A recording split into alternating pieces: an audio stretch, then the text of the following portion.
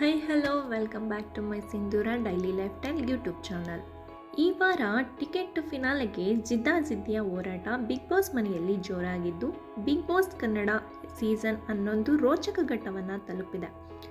ಇರುವ 9 ಜನರ ಪೈಕಿ ಒಬ್ಬರು ಈ ವಾರವೇ ಫಿನಾಲೆಗೆ ಹೋಗುವುದು ಖಚಿತವಾಗಿದೆ. ಹೀಗಾಗಿ ಬಿಗ್ ಬಾಸ್ ಮನೆಯೊಳಗೆ ಟಾಸ್ಕ್ ಕಾವು ಹೆಚ್ಚಾಗಿದ್ದು, ಆಟದ ಜೊತೆಗೆ ಹೊಡೆದಾಟ ಬಡಿದಾಟಗಳು ಕೂಡ ಜೋರಾಗಿ ನಡೆಯುತ್ತಿದೆ.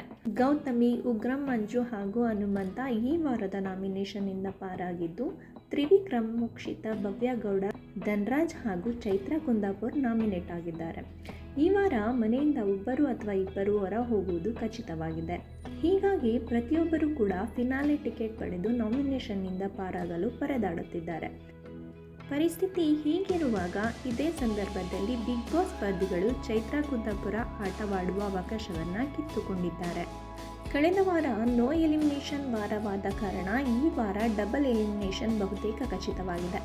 ಸದ್ಯ ಟಿಕೆಟ್ ಟು ಫಿನಾಲೆ ಓಟದಿಂದ ಚೈತ್ರ ಹೊರಗುಳಿದ ಕಾರಣ ಎಲಿಮಿನೇಷನ್ ಬಿಸಿ ತಟ್ಟುವುದು ಪಕ್ಕಾ ಆಗಿದೆ. ಚೈತ್ರ ಜೊತೆಗೆ ಮತ್ತೊಂದು ಸ್ಪರ್ಧಿಗೂ ಎಲಿಮಿನೇಷನ್ ಶಾಕ್ ಎದುರಾಗಿದೆ. ಅದು ಮತ್ಯಾರೂ ಅಲ್ಲ, ಈ ಸೀಸನ್ನಲ್ಲಿ 3 ಬಾರಿ ಕ್ಯಾಪ್ಟನ್ ಆದ ಭವ್ಯ ಗೌಡ. ಹೌದು, ಈ ವಾರ ಬಿಗ್ ಬಾಸ್ ಮನೆಯಿಂದ ಭವ್ಯ ಗೌಡ ಹೊರಬರುವ ಸಾಧ್ಯತೆ ಹೆಚ್ಚಿದೆ. ಏಕೆಂದರೆ ವಾಹಿನಿಯ ಈ ವಾರ ಯಾರು ಹೊರ ಹೋಗಬೇಕು ಎನ್ನುವ ಸೋಷಿಯಲ್ ಮೀಡಿಯಾದ ವೋಟಿಂಗ್ ಲೈನ್ನಲ್ಲಿ ಭವ್ಯ ಗೌಡ, ಚೈತ್ರ, ಧನ್ರಾಜ್ ಆಚಾರ್, ಮೋಕ್ಷಿತಾ ಪೈ ಹಾಗೂ ತ್ರಿವಿಕ್ರಮ್ ಪೈಕಿ ಭವ್ಯ ಮತ್ತು ಚೈತ್ರ ಮನೆಯಿಂದ ಹೊರ ಹೋಗಬೇಕು ಎನ್ನುವುದಕ್ಕೆ ಜನ ಹೆಚ್ಚು ವೋಟ್ ಮಾಡಿದ್ದಾರೆ. ಭವ್ಯ ಗೌಡ ಮೇಲೆ ವೀಕ್ಷಕರ ಅಸಮಾಧಾನ. ಬಿಗ್ ಬಾಸ್ ಮನೆಯಲ್ಲಿ ಭವ್ಯ ಗೌಡ ಸ್ಟ್ರಾಂಗ್ ಸ್ಪರ್ಧಿಯಾಗಿ ಗುರುತಿಸಿಕೊಂಡಿದ್ದಾರೆ. ಆದರೆ ಇತ್ತೀಚೆಗೆ ನಡೆದ ಕ್ಯಾಪ್ಟನ್ಸಿ ಟಾಸ್ಕ್ನಲ್ಲಿ ಮೋಸ ಮಾಡಿ ಗೆದ್ದು ಅವರು ಸಾಬೀತಾದರೂ ಕೂಡ ಕ್ಯಾಪ್ಟನ್ಸಿಯನ್ನು ಬಿಟ್ಟುಕೊಡದ ಆಟ ಮುಂದುವರೆಸಿದ್ರು.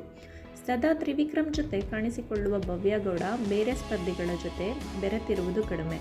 ಇನ್ನು ಟಾಸ್ಕ್ ಹೊರತುಪಡಿಸಿ ಮನೋರಂಜನೆಯಲ್ಲಿ ಭವ್ಯ ಗೌಡ ಎಲ್ಲಿಯೂ ಕಾಣಿಸಿಕೊಂಡಿಲ್ಲ.